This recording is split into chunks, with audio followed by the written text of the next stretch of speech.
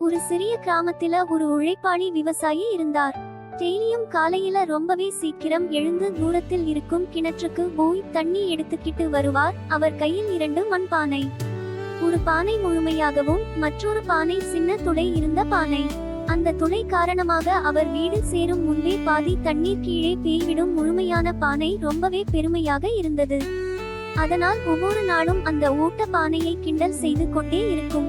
ஒரு நாள் அது மெதுவாக சொன்னது, நீ பார்த்தாயா, நீ எதுக்குமே பயனில்லை, எப்போதும் பாதி தண்ணீர் வீணாக உன்னை தூக்கி கொண்டு போகிறான் அந்த விவசாயி. அந்த ஓட்ட பானை சத்தமில்லாமல் அமைதியாக இருந்தது. ஆனால் மனசுக்குள் ரொம்பவே வருத்தம். ஒவ்வொரு நாளும் அதே அவமானம், அதே கிண்டல், இப்படியே டெய்லியும் நடந்து கொண்டே இருந்தது. ஒரு நாள் அந்த ஓட்ட பானை அவமானம் தாங்க முடியாமல் அழ ஆரம்பித்தது. அது மெதுவாக விவசாயியிடம் சொன்னது, என்னை மன்னிச்சிடுங்க ஐயா, நான் உடைந்த பானை, எனக்குள் ஓட்டை இருக்கு. நான் தினமும் பாதி தண்ணியை தான் கொண்டு வரேன். நீங்க இவ்வளவு கஷ்டப்பட்டு என் தண்ணியை பாதி எடுத்துட்டு போறீங்க. நான் பயனில்லாதவன் மாதிரி இருக்கு, மன்னிச்சிடுங்க என்று கூறியது.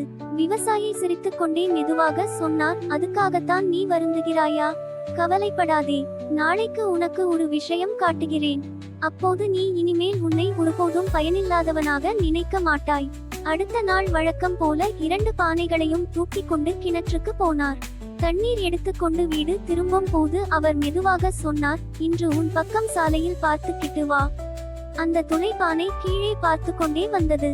அதுக்கோ அதிர்ச்சி, அது வரும் பக்கம் முழுக்க அழகான பூக்கள் பூத்திருந்தது. சிவப்பு, மஞ்சள் நிறங்களில் ரோஜா பூக்கள் எல்லாம் பூத்து காற்றில் ஆடியது.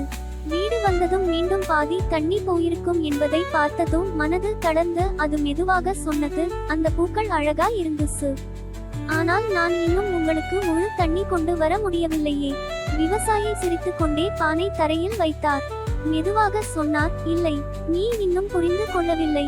நீ பார்த்தாயா, பூக்கள் இருந்தது உன் பக்கம்தான், ஓட்டை இல்லாத பானை பக்கம் அல்ல. ஏனென்றால் நான் உன் பானையில் ஓட்டை இருப்பது தெரிந்து தான் பல மாதத்திற்கு முன்னாடியே உன் பக்கம் போகின்ற பாதையில் பூச்செடி விதைகளை போட்டேன். நாம் வீடு திரும்பும் போது உன்னால் அந்த விதைகளுக்கு தண்ணீர் கிடைத்தது. அதனால் தான் இப்பொழுது முழு பாதையும் அழகான பூக்களால் நிரம்பி இருக்கிறது. அந்த ஓட்ட பானையின் கண்ணீர் இப்போது சோகத்தால் இல்லை, ஆனந்தத்தால். அது இதுவரைக்கும் ஒருபோதும் உணர்ந்திராத ஒரு பெருமையாக உணர்ந்தது.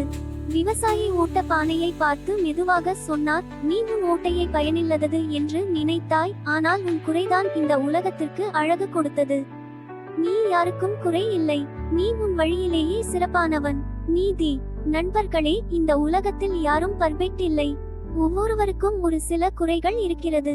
ஆனால் அந்த குறைகளை சரியான பார்வையில் பார்த்தால் அதே குறைகள்தான் ஒரு நாள் நம் பலமாக மாறும். அந்த ஓட்ட பானை மாதிரி உங்கள் குறைகள் கூட ஒரு நாள் ஒருவனுக்கு அழகையும் அர்த்தத்தையும் இந்த உலகத்திற்கு பயனாக